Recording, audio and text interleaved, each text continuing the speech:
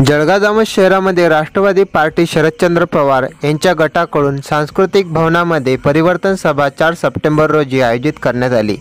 या सभेसाठी राष्ट्रवादी काँग्रेस शरदचंद्र पवार गटांचे युवक प्रदेशाध्यक्ष महबूब शेख तथा महिला प्रदेशाध्यक्ष रोहिणीताई खडसे यांच्या प्रमुख उपस्थितीत तर प्रदेश उपाध्यक्ष भास्करराव काळे यांच्या अध्यक्षतेखाली ही सभा संपन्न झाली। गेल्या 20 वर्षापासून जळगाव मतदारसंघामध्ये भाजपचे आमदार असून त्यांना जनता कंटाळली असून जळगाव मतदारसंघातील जनतेला आता परिवर्तन हवे आहे।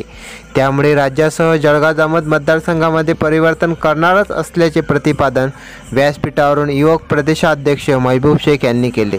प्रसंजित पाटील हेच विधानसभेचे दावेदार असून सर्वांनी सोबत घेऊनच काम करू असे मनोगत प्रदेश उपाध्यक्ष भास्करराव काळे यांनी केले।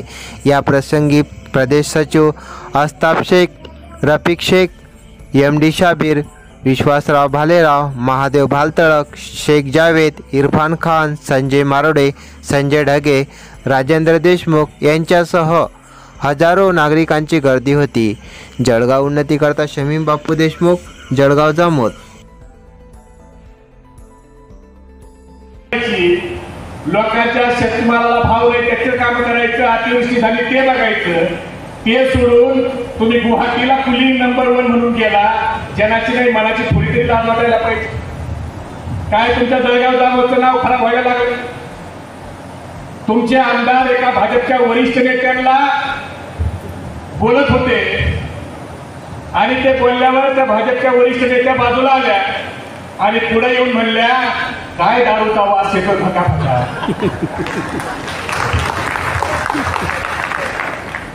आणि संगीतराव ही असला बाबा तुम्ही 4-4 वेळा निवडून दिलाय।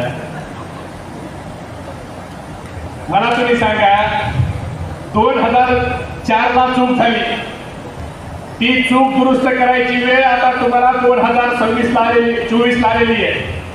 2024 जर हुकलं तर बघा तुम्हाला फार त्याचा त्रास होईल। आता उमेदवार कोण आहे काय हे महाविकास आघाडी पवार साहेब ठरवतील, पण तुमच्या सगळ्याच्या मनात भावना आहे की आतापर्यंत पंजा दाबलाय, आता तुतारी दाबायची। आणि तुमच्या ह्या भावना आम्ही आदरणीय पवार साहेब असतील, जयंत पाटील साहेब असतील यांच्यापर्यंत नक्की पोहोचू। पण हे पोहोचत असताना आपल्या सगळ्याला एकत्र यावं लागणार आहे, कारण वेळ खूप जखमा देते। म्हणून घड्याळात फुलाऐवजी काटे असतात। 20 वर्ष तुम्हाला जखमा झाल्या, 20 वर्ष तुम्ही त्रास सहन केला आणि तो त्रास जर तुम्हाला सहन करा। 1500 रुपये दिले तुम्हाला, आता आम्हाला राख्या बांधा।